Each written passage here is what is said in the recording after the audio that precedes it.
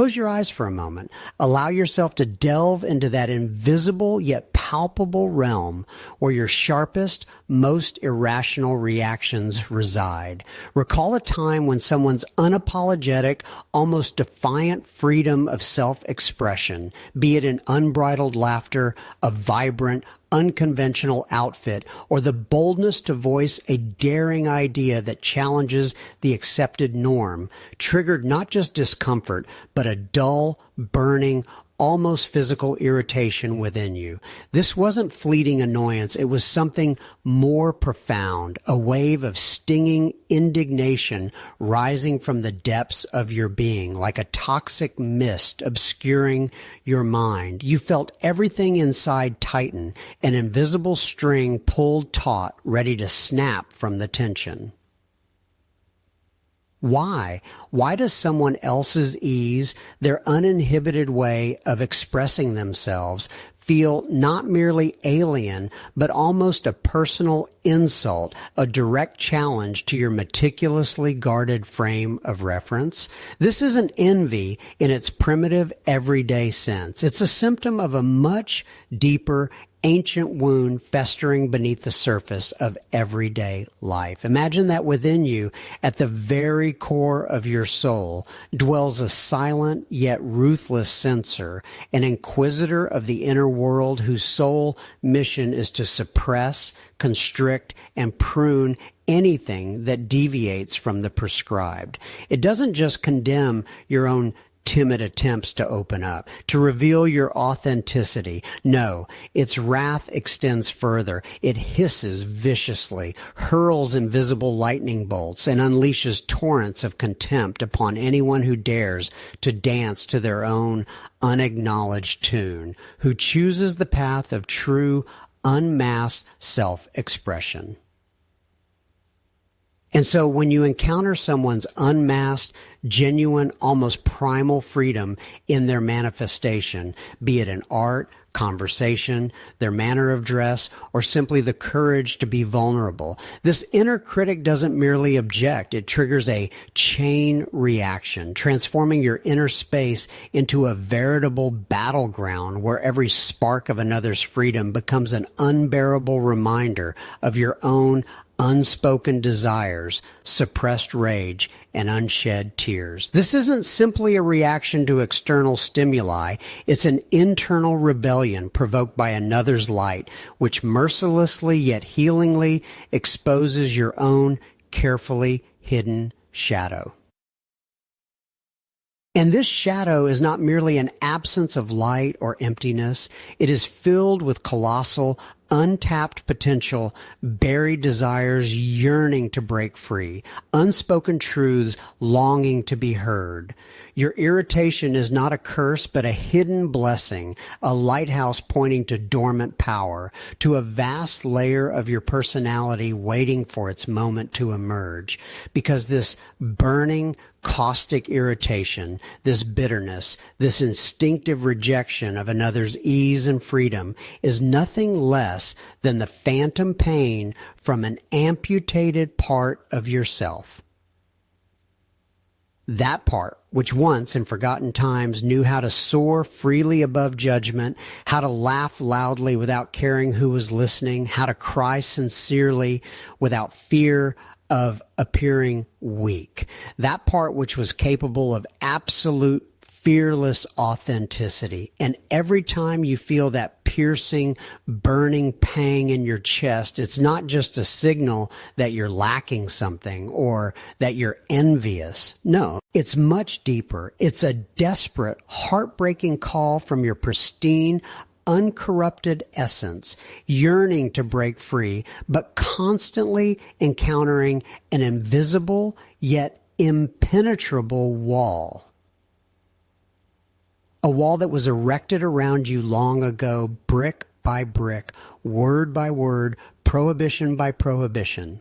This wall is not just a set of external limitations. It's an internal prison forged from deeply absorbed lessons. This leads us from the labyrinth of the present to the origins of the past. At what precise moment in your life, in what situation, from whose lips did you learn that qualities absolutely essential for genuine freedom of expression, be it trembling, sincerity, vulnerability that makes you alive, the right to make mistakes without which there is no growth, or simply the courage to be yourself with all your inconvenient facets, were bad, shameful, or dangerous.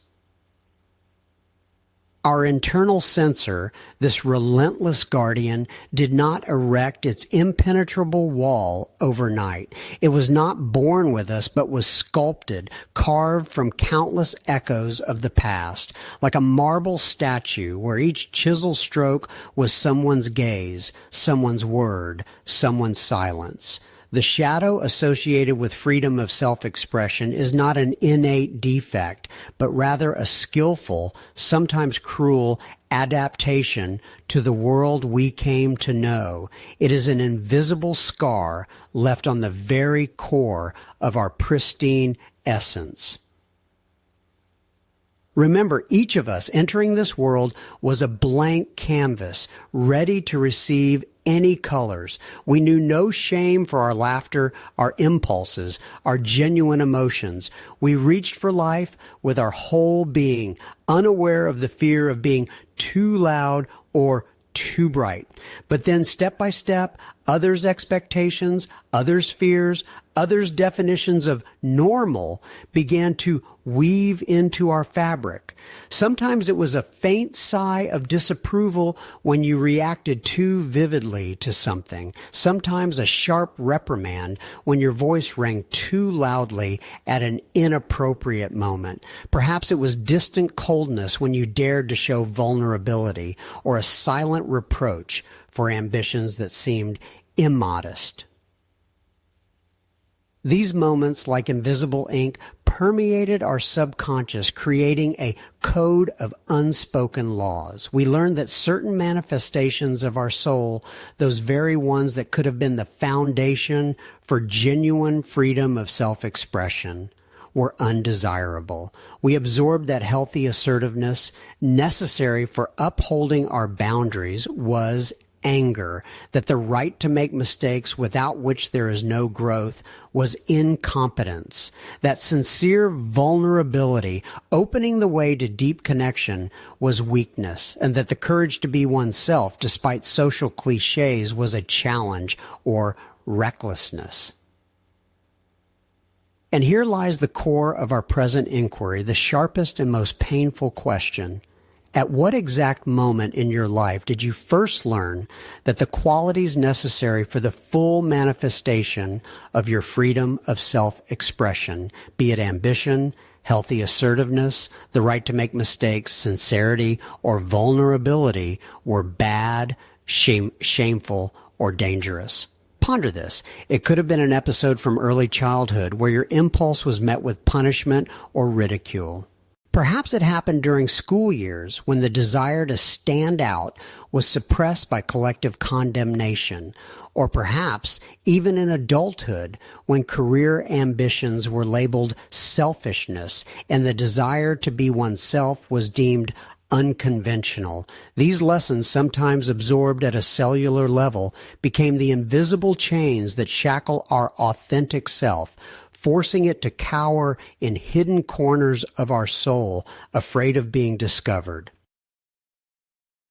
And every time we see someone else freely spread their wings, it's not envy that awakens within us, but phantom pain for what was once amputated. It is merely an echo of that original trauma, that moment when a part of our soul was forced into exile to survive. And this exiled part has not disappeared. it waits.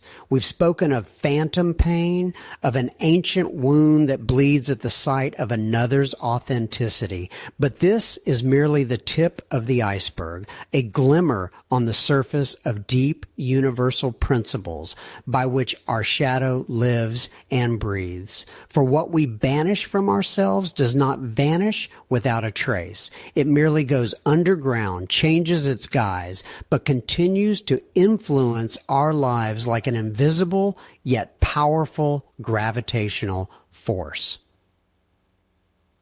Imagine an ancient fear embedded in our genetic memory, the fear of being cast out from the tribe. In primal times, this meant certain death. And although today we live in a world where physical survival does not depend on the approval of elders, this archetypal fear is deeply rooted in our psyche. It has become that invisible censor whispering, "Don't stand out, don't be too loud, too bright, too strange. Otherwise, you'll be rejected."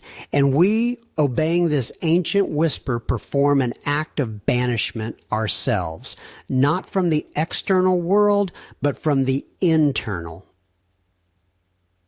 We expel from our consciousness those qualities that seem dangerous or unacceptable, those parts of ourselves that could disrupt the fragile peace of our tribe, family, society, even our own idealized self-image. We sever sincerity if it seems inappropriate. We suppress healthy assertiveness if it's labeled anger. We hide ambitions if they appear immodest. And these exiled parts, these dormant yet still pulsating energies, transform into what I call the energy of an unpaid debt. This is energy that was intended for manifestation, for life, for creation, but was locked away, conserved. It has not disappeared. It accumulates within like an unsaid word, an untaken step, an unplayed melody, and one day it will inevitably demand its due. It's like the Promethean fire, which was stolen for humanity and for which the hero was chained to a rock, condemned to eternal suffering. In our inner world, we ourselves become Prometheus, chaining our own spark of divine fire, our unique gift, our true desires to the rock of suppression. And every day the eagle of doubts and fears gnaws at our liver, our life force, for daring to carry this fire, even if only in our dreams. The pain we feel when seeing another's freedom is not envy of their fire. It is an echo of our own unpaid debts, our own Prometheus waiting for liberation. It is a reminder that something immense sleeps within us, begging to be released, and that for some reason we keep it imprisoned. And sometimes these imprisoned parts, these unpaid debts, these exiled aspects of ourself manifest in the most unexpected forms, becoming the cause of irrational hatred or irresistible irritation towards certain types of people who unknowingly carry within them a mirror image of our own suppressed power. We have already touched upon the invisible chains that shackle our authenticity and the phantom pain that arises at the sight of another's freedom. This pain is not envy, but the call of an unheard song imprisoned within, a melody once silenced and forgotten. But who are those whose voices, whose glimmers on the world's canvas provoke in us not just discomfort, but a deep, almost atavistic repulsion?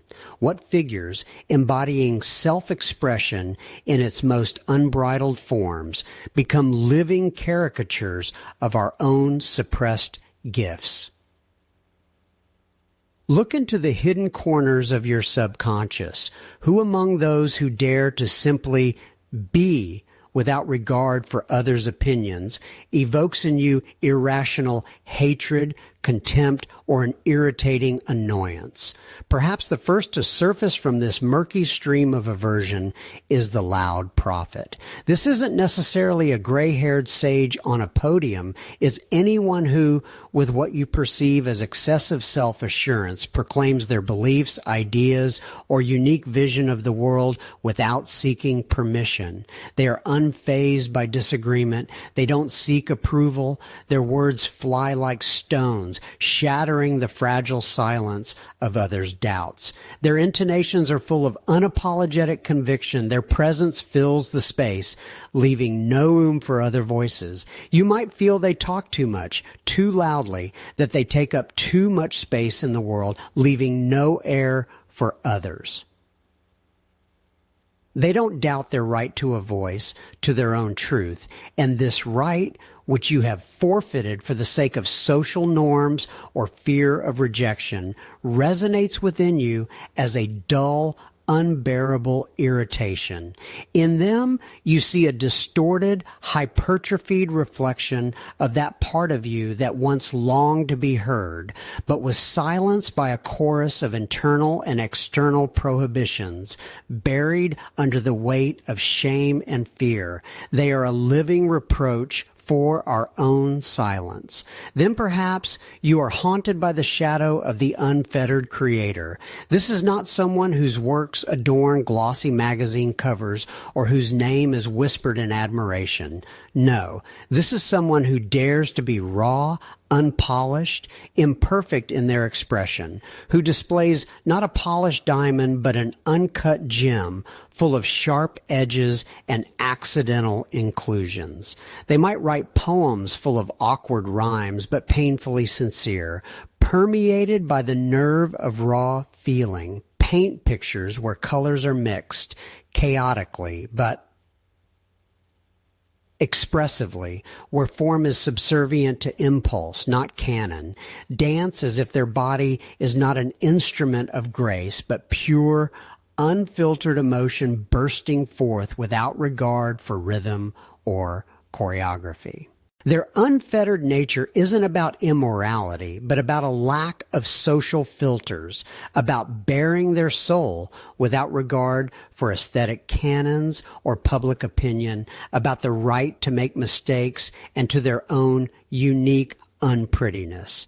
Imagine a gallery where among meticulously crafted canvases, something else suddenly hangs. This something is a work created with almost childlike immediacy, a riot of crimson and black strokes, screaming uneven lines that seem to have been squeezed directly from the tube without any brush. No perspective, no anatomy, just pure, unbridled emotion splashed onto the canvas. The artist perhaps doesn't even consider themselves an artist. They simply create because they cannot help but create. And there you stand before this canvas and something inside tightens. You want to turn away to call it a mess, talentless, an attempt to shock. You feel it's an insult to art, an insult to taste, or you see someone who, not possessing outstanding vocal abilities, sings with such piercing, fervent passion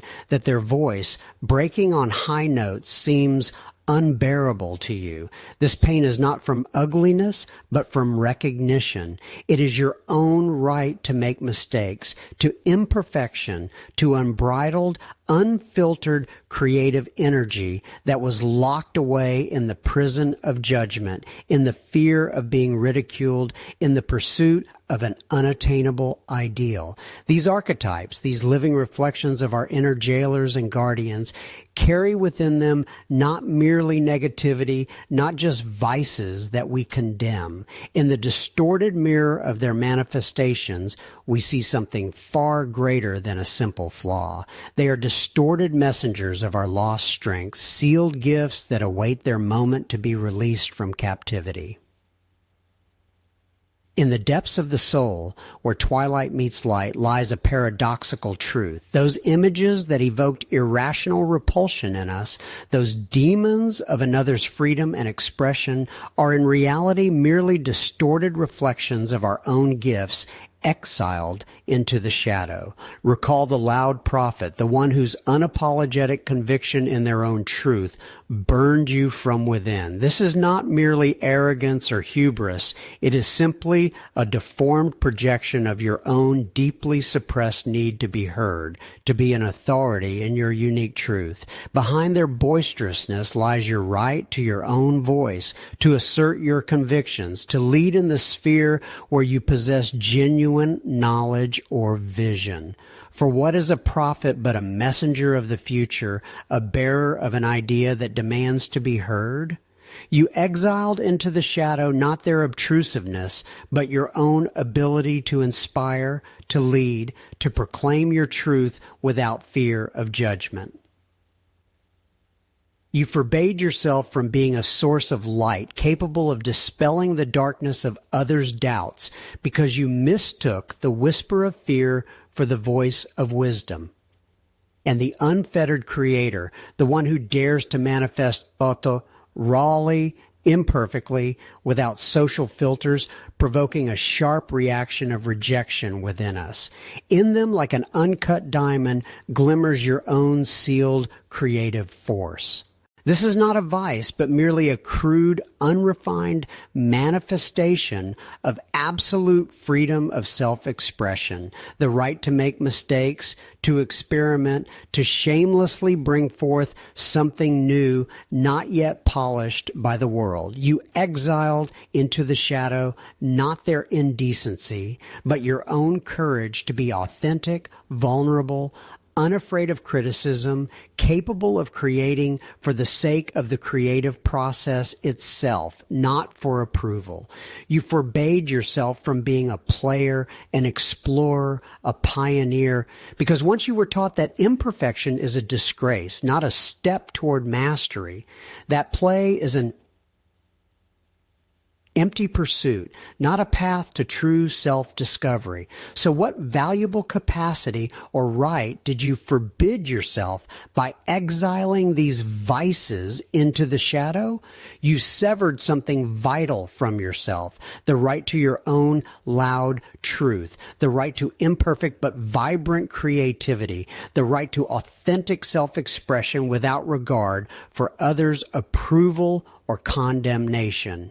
These demons are not enemies, but distorted messengers pointing to the locked treasures of your soul. They are lighthouses shining from the depths of your shadow, calling you to reclaim what was unjustly imprisoned. To accept them does not mean becoming them, but integrating their primal power, cleansed of layers of fear and shame. It means allowing yourself to be whole, where voice and creativity are not locked in the prison of internal prohibitions, but flow freely, enriching your life.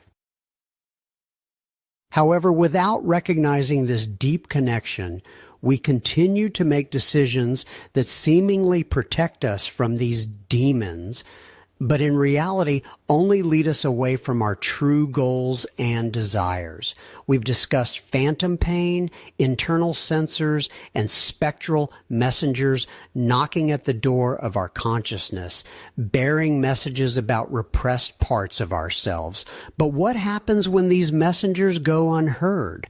When the fear of resembling those we've labeled demons, the loud prophet, the unfettered Creator, binds us so tightly that we ourselves deny ourselves the chance to breathe fully in the realm of creative fulfillment.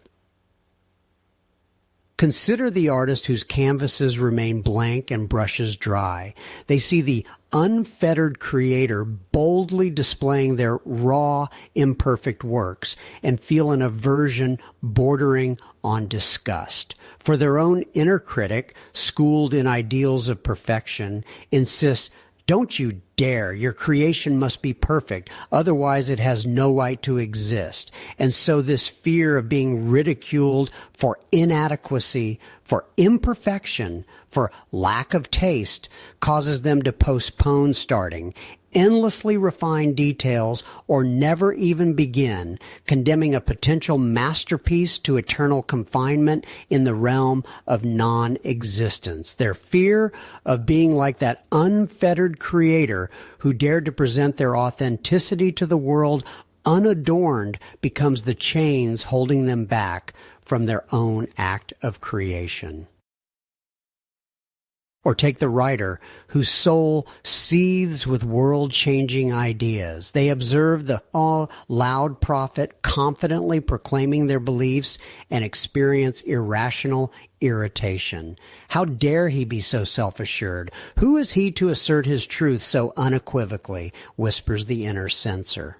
And this whisper turns into a deafening scream when it comes to their own work. The fear of being too loud, too ambitious, too pretentious, too certain of their truth makes them pare down their ideas, soften sharp edges, choose safe topics, write for their desk drawer, or forgo publication altogether. They fear being like someone who dared to speak out loud, and consequently their own voice fades to an indistinguishable whisper, buried under layers of doubt and self-censorship. You might now say, well, but I don't want to be like that. I don't want to be arrogant, rude, or sloppy. I strive for harmony, for refinement, for ethics. And that's absolutely fair. However, the point is not to transform into the caricature you see in others and so desperately reject. The essence is not to embody those traits you condemned and exiled from yourself, but to integrate the vital force, the energy that stands behind them. True courage to create without fear of criticism is not sloppiness, but freedom from the shackles of perfectionism. The true right to one's own voice and authority is not arrogance, but the ability to declare one's truth. These demons are merely distorted reflections of your own innate gifts, locked in the prison of fear. And as long as these gifts remain imprisoned, you will unconsciously make decisions that sabotage your path to creative fulfillment, rejecting opportunities, avoiding challenges, choosing silence instead of words, inaction instead of creation. You will continue to wear invisible chains forged from your own self-rejection.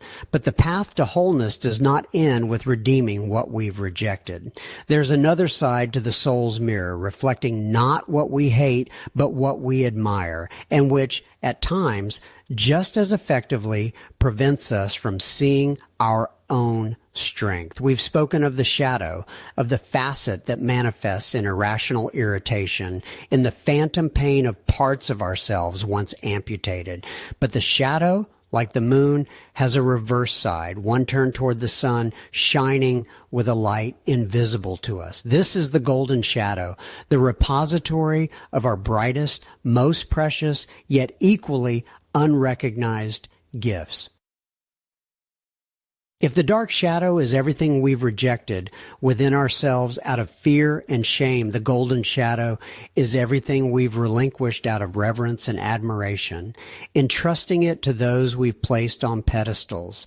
In the realm of creative realization and self-expression, this dynamic manifests especially painfully. We see an artist whose canvases breathe unbridled freedom, a writer whose words pierce to the depths of the soul, a musician whose melody seems divine. And in this moment of admiration, in this surge of pure delight, we unconsciously sign over our own unrevealed talents, our dormant sparks of genius, to them.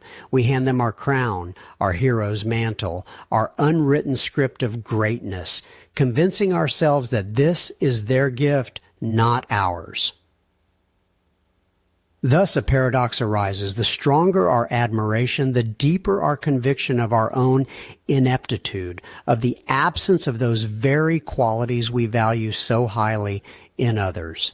This is the insidious sabotage that the golden shadow orchestrates on your path to creative fulfillment. You look at another's radiance, and instead of igniting your inner beacon, you extinguish it, believing that another's light is sufficient or that yours pales in comparison. You see someone bringing bold, unconventional ideas to life, and instead of unleashing your own, you tell yourself, that's for the chosen few. I can't do that. You admire another's courage to be imperfect, to manifest rawly without censorship, and you continue to polish your ideas to a sterile sheen, afraid to release them into the world until they are worthy.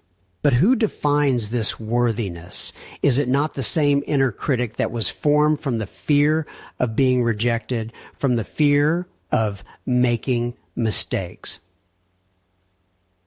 In this act of transference, when we project our unrealized creative abilities onto others, we deprive ourselves of the energy necessary for our own manifestation. We become spectators of our own lives, not their creators. This energy, which could fuel your paintings, your texts, your melodies, goes instead to nourish external images, to create ideal phantoms that, like a mirror, merely reflect what is already within you. Let me ask you a question that might seem simple, but its depth can shake the foundations of your perception. Who is your idol or object of admiration in the realm of creative realization and self-expression? Look closely at them, at their work, at their way of being. Now ask yourself, what are your own talents and unrealized abilities that you have gifted to them? What part of your power have you entrusted to their keeping, convincing yourself that it doesn't belong to you? This process is not about envy, no. It's about a deep recognition that everything you admire externally is merely a reflection of your internal potential. It is not their greatness. It is your greatness, which you currently see only through the lens of their existence. The time has come to reclaim these treasures, these gifts that await their moment to be revealed by you. There's a path that allows us not only to recognize, but also to actually integrate these lost parts, transforming them from idealized images into a living, active force. We've spoken of phantom pain, of internal prisons, of invisible censors that erect walls between us and our authentic power. These walls are woven from suppressed qualities, from energies that were once denied the right to exist, and now they manifest as an irrational aversion to those who dare to embody what we've suppressed within ourselves, or as blind adoration for those who, we believe, possess what we lack. But in every such rejection, in every surge of admiration, lies not a curse, but an invitation to reclaim what rightfully belongs to us. The philosophy I offer you today is simple and profound, like life itself. Everything we project outwards, be it the shadow of hatred or the golden glow of admiration, is merely a reflection of our own unrecognized power, our unrealized potential. This does not mean that everyone who irritates you is your teacher or that everyone you idolize is your mirror. No. It means that the quality eliciting such a strong emotional response from you points to an energetic knot within yourself, a part of your soul that yearns for integration. Imagine that the energy you expend on irrational irritation or blind adoration is like a river flowing into someone else's channel.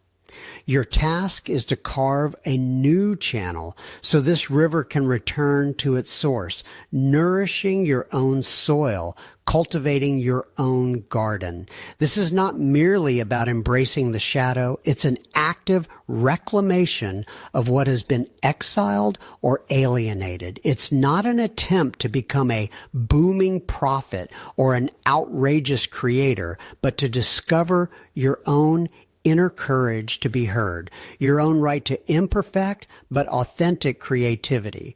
Nor is it an attempt to become an idol. It's about reclaiming the gifts you once projected onto that idol, recognizing them as your own. So here's a simple yet powerful tool for working with this projection in the context of unleashing your creative potential.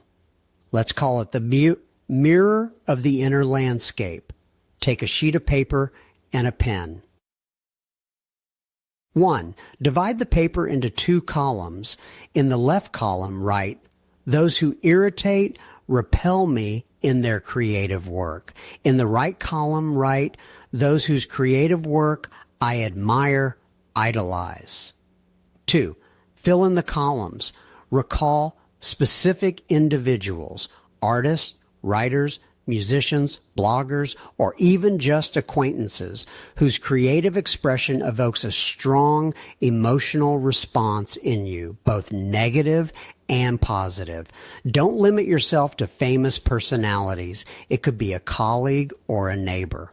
3. Identify the qualities. Next to each name in the left column, write down the specific qualities that irritate you about them. For example, uncompromising assertiveness, sloppy execution, excessive boldness in themes, superficiality. Next to each name in the right column, write down the specific qualities you admire: freedom of expression, unique style, depth of thought, willingness to take risks.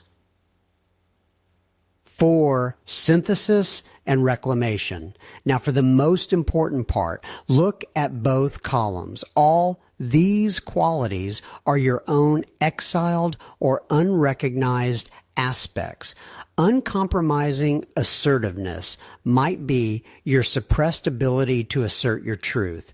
Sloppy execution could be your fear of imperfection, blocking initiation.